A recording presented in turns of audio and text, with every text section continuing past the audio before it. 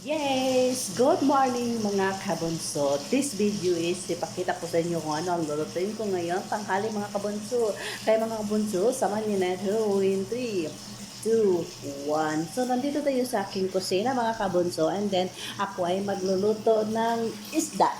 Yan ang aming samak. Yan ang tawag sa Arabic na samak. Mamaya mga kabunso is magluto ako ng isda. And then marami pa dito mga kabunso yung mga malaki-laki.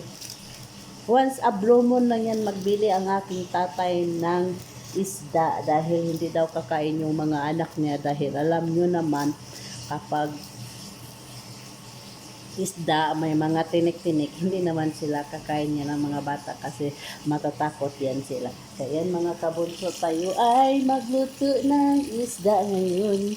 Yan ang isda natin ngayon mga kabunso. So mamaya is magluto tayo, lagyan natin ng magprito tayo ng isda din. Maglagay tayo ng sauce mga kabunso. Yan.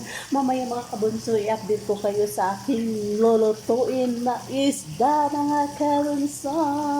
Kaya mga kabunso, ingat, God bless and bye-bye. And then tayo ay gagawa ng gawa. So ako ay gagawa pa ng gawa and then ito yung tamar ko mga kabunso. And then dito pa oh. So mamaya lagyan ko yan ng tamar ang aking gawa dahil yung tatay ko is gusto niya ng maraming tamar ang kanyang gawa mga kabunso. Yan na mga kabunso, yun o. Natanggal natin ang lamig niya mga kabunso. Marami-rami mga kabunso. Marami-rami kaming isda mga kabunso. Tayo ay magluluto ng isda mga kabunso. Yan na mga kabunso. Ang dami-daming pagkain namin ngayon. Daming walang gutom ngayon ang kadama mga kabunso. Dahil marami kaming makakain mamaya dahil may isda kami. Alam mo na pag nandito tayo sa Middle East para tayong takam na takam sa isda dahil once a blue moon lang tayo makakain ng isda mga kabunso.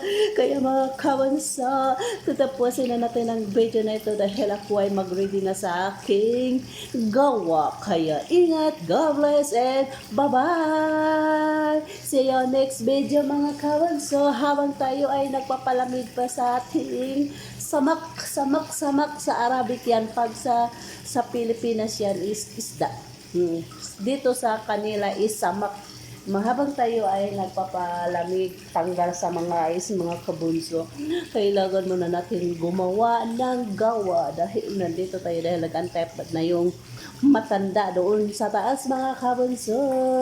Kaya ingat, God bless and bye-bye. Good morning mga kabunso. Good morning Saudi. Good afternoon Philippines.